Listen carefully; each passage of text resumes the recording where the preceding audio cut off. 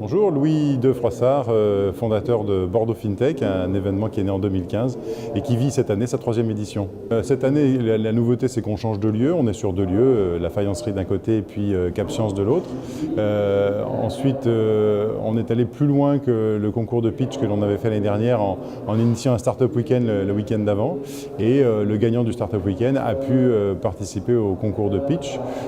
Voilà pour les nouveautés, c'est-à-dire qu'on veut aller très loin en amont, dans les idées, et puis assez loin en aval, avec quasiment 70 intervenants sur l'événement au total. C'est vraiment une occasion pour les gens de se retrouver. Pourquoi? Parce qu'il y a toujours un petit peu cette dualité entre les gens qui sont dans la salle en train d'écouter les intervenants, et puis les gens qui sont de l'autre côté de la salle parce qu'ils sont contents de se retrouver. Il y a un très gros côté networking à Bordeaux FinTech. L'écosystème qui se rassemble est un écosystème qui vient de France, et puis aussi des pays limitrophes.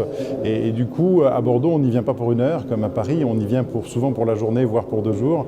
Et il y a énormément d'échanges qui se font, et voilà, il y a toujours ce côté retrouvailles et échange et construction d'idées et collaboration qui se crée à Bordeaux FinTech. Paris et Bordeaux sont totalement différents dans l'esprit, dans les financeurs, ainsi de suite. Nous ici, nos financeurs sont plutôt les disruptants et non pas les disruptés. Ce ne sont pas les banques qui financent en majorité, et ça, on y tient. Et deuxièmement, on aime aller faire les mélanges. C'est-à-dire qu'aujourd'hui, ici, nous avons l'université qui vient. En ce moment même, ce matin, il y a les FinTech ici et l'université qui traite du sujet de FinTech à CapScience.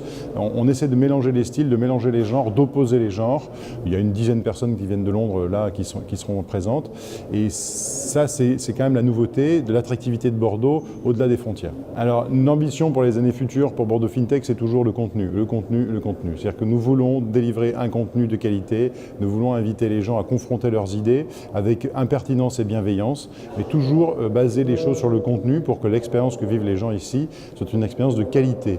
Le premier retour qu'on a eu ce matin par rapport à la journée d'hier, c'est la qualité de la sélection des FinTech pour le concours de pitch.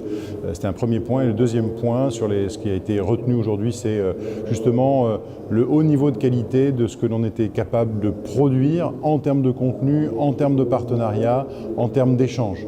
Et c'est vraiment, nous, ce qui peut nous faire plaisir, c'est la qualité et le sérieux de ce que l'on peut délivrer comme prestation. Bordeaux FinTech, ça nous sert, nous, au niveau de Montaigne Conseil, à initier des chantiers de développement numérique pour nos clients. On a commencé en 2015 à regarder ce qui se passait, en 2016 à construire une solution qui est aujourd'hui efficace pour nos clients, qui s'appelle CrowdValue, et peut-être qu'en 2018, ce sera quelque chose qu'on pourra mettre à disposition du plus grand public grâce notamment à la blockchain.